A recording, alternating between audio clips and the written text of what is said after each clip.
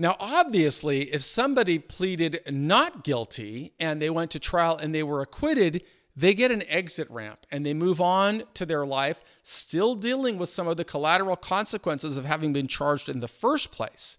But if somebody did plead guilty or somebody was convicted at a trial, then the next phase in the process is going to be the pre-sentence investigation.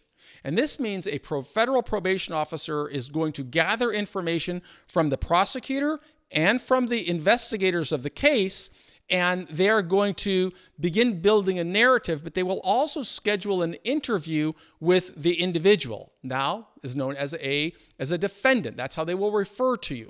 So when they schedule that interview, the person should be thinking well in advance, what seeds can I sow to influence this report that the probation officer is going to write, also known as the PSR or sometimes the PSI.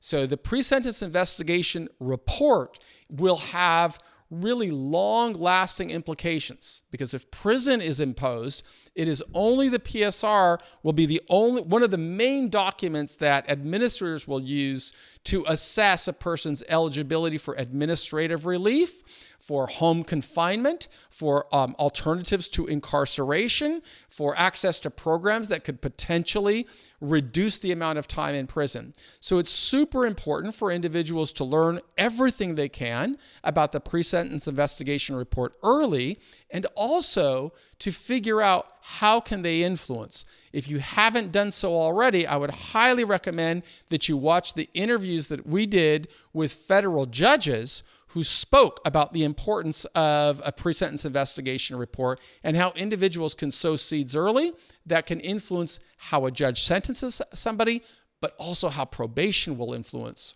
will use that report, how prison administrators will use that report. Sometimes lawyers are effective in explaining all of the nuances of the PSR. Sometimes they're not. But it's not really the lawyer's responsibility. It's the individual's responsibility to learn every stage of the mitigation arc and figure out how can I work toward getting the best possible outcome.